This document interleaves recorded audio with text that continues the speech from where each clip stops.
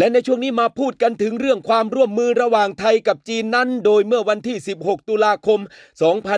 2568 นายอัธกร สิริลัทยากร รัฐมนตรีว่าการกระทรวงการท่องเที่ยวและกีฬาพร้อมด้วยนางสาวณัฐริยาทวีวงศ์ปลัดกระทรวงการท่องเที่ยวและกีฬานางสาวถาปณีเกียรติไพบูลย์ผู้ว่าการท่องเที่ยวแห่งประเทศไทยได้เข้าร่วมกิจกรรมที่ชื่อว่า Amazing Thailand Networking Dinnerเพื่อสร้างเครือข่ายความร่วมมือเชิงยุทธศาสตร์กับพันธมิตรทางการท่องเที่ยวของจีนณกรุงปักกิ่งสาธารณรัฐประชาชนจีนแหละครับ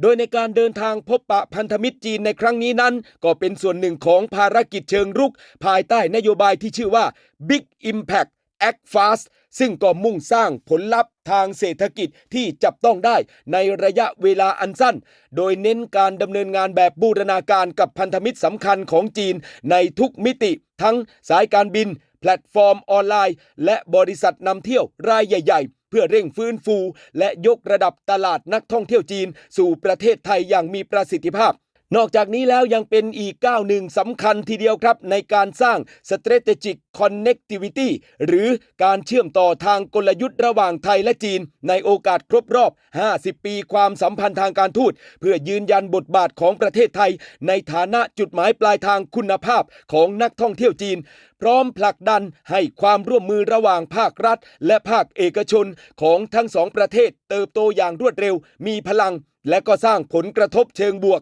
ต่ออุตสาหกรรมท่องเที่ยวไทยในระยะยาวกันด้วยครับ